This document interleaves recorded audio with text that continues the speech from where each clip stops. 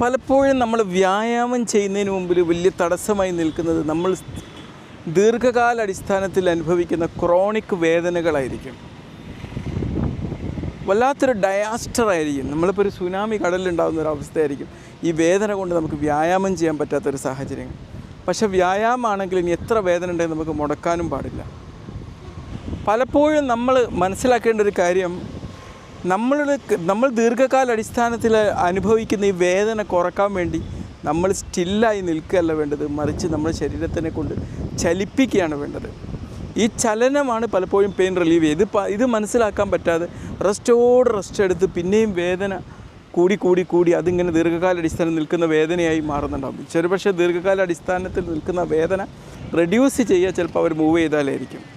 ഒരുപാട് മനുഷ്യന്മാർ അനുഭവപ്പെടുന്ന ഒരു വേദനയാണ് ഫൈബ്രോമയാൾജിയ എന്ന് പറയും. ശരീരത്തിൻ്റെ പല ഭാഗങ്ങളും വേദനയായിട്ട് വരിക. സ്ട്രെസ്സൊക്കെ വരുമ്പോൾ ആ വേദന കൂടി വരുന്ന സാഹചര്യങ്ങൾ. മിക്കവാറും ഈ വേദനകൾ കുറയണമെങ്കിൽ അവർക്ക് വേണ്ടത് ശക്തമായിട്ടുള്ള മൂവ്മെൻറ്റാണ്, ചലനമാണ്.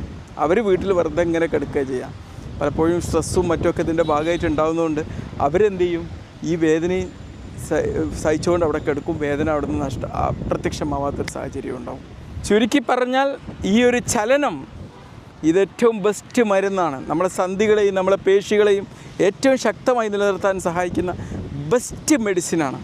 തീർച്ചയായിട്ടും ഇത്തരം ആൾക്കാരൊക്കെ ഒരു കുറച്ചൊന്ന് ബോബി മൂവ് ചെയ്ത് കഴിഞ്ഞാൽ അല്ലറ ചില്ലറ വേദനയൊക്കെ ചെറിയ വേദനയൊക്കെ ഉണ്ടാവുക എന്നുള്ളത് സ്വാഭാവികമാണ്. അത് നിങ്ങളെന്ത് ചെയ്യുക, നിങ്ങളുടെ ഹെൽത്ത് കെയർ പ്രൊഫഷണലുമായി ബന്ധപ്പെട്ടിട്ട് ചില അഡ്വൈസ് സ്വീകരിച്ചിട്ട് അതിനനുസരിച്ചുള്ള വ്യായാമങ്ങൾ ചെയ്യാണ് വേണ്ടത്. വേദനയുടെ ലോകത്ത് നിന്ന് നിങ്ങൾ എഴുന്നേറ്റ് വരി. എന്നിട്ട് പതിയെ നമുക്ക് തുടങ്ങാം വ്യായാമങ്ങൾ. എന്നിട്ട് നമുക്ക് എന്ത് ചെയ്യാം, ഈ വ്യായാമം കൊണ്ട് നിങ്ങൾ വേദനയെ നമുക്ക് മറികടക്കാം. അതിനെ നമുക്ക് തുരത്തി ഓടിച്ച് കളയാം. തുടങ്ങേണ്ട സമയം ആ കടലിനക്കരയല്ല, ഈ കടലിൻ്റെ ഇക്കരയാണ്. ഇപ്പോഴാണ് നമ്മൾ തുടങ്ങേണ്ടത് സമയം.